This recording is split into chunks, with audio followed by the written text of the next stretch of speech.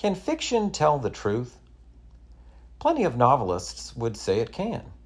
In fact, many would probably claim that fiction does a better job of telling the truth than, well, the truth itself does. I took up the subject of this paradox in my first book, Literature and Journalism, Antebellum America. There I focused on 5 writers from the mid-1800s: Henry David Thoreau, Emily Dickinson, Edgar Allan Poe, Harriet Beecher Stowe, and Rebecca Harding Davis. But I could have looked at some later writers, including Upton Sinclair, who wrote one of the best-known examples of what I call investigative fiction. For more on this genre, see my article on Rebecca Harding Davis in the March 29, 2025 issue of Mind Travel.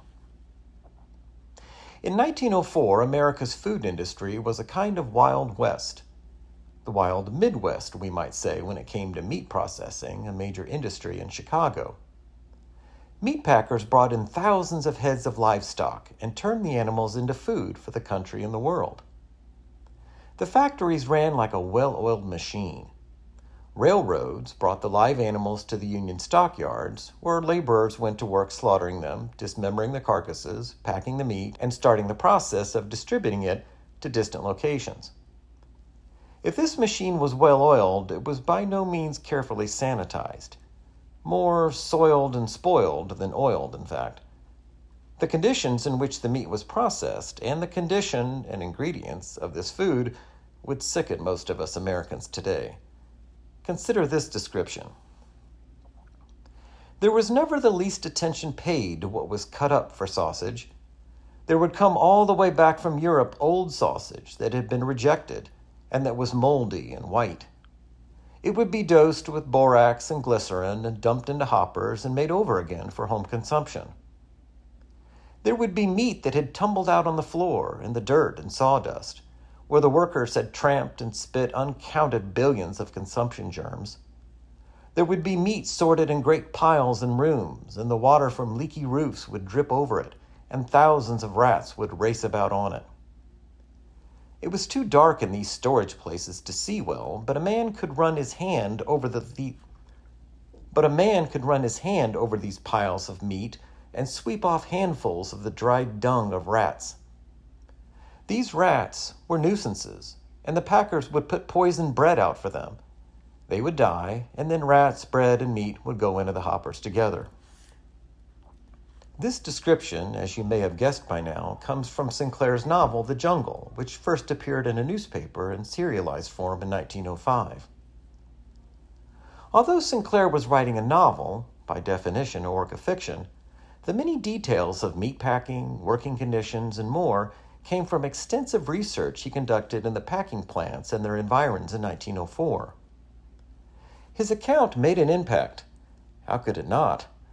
The book was a sensation, drawing attention from thousands of Americans, including one who happened to be living in the White House. President Theodore Roosevelt, like others, was disgusted by Sinclair's descriptions. In 1906, not long after The Jungle appeared, Congress passed, and Roosevelt signed, both the Meat Inspection Act and Pure Food and Drug Act. Many writers would consider such a development a triumph. But cleaning up the food industry was not Sinclair's primary goal. "I aimed at the public's heart," he famously said, "and by accident I hit it in the stomach." When he wrote his novel, he actually devoted only a few paragraphs to the unsanitary conditions of meatpacking.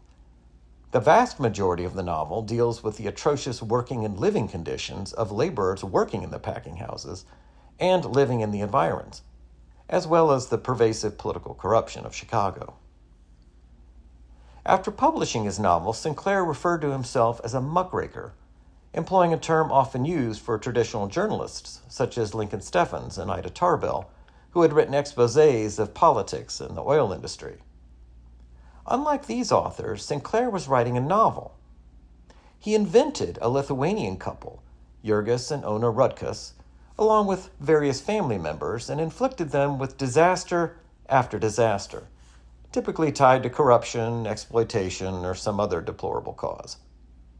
Sinclair did his research, spending 7 weeks talking with workers and others in the vicinity of the Union stockyards, and he could have written a traditional journalistic exposé, but he chose fiction to tell the truth. The decision does not appear so counterintuitive when we consider what fiction allowed Sinclair, as well as other writers, to do. Next week, we will examine the specific reasons why fiction was an appropriate venue for Sinclair to use in his effort to tell the truth.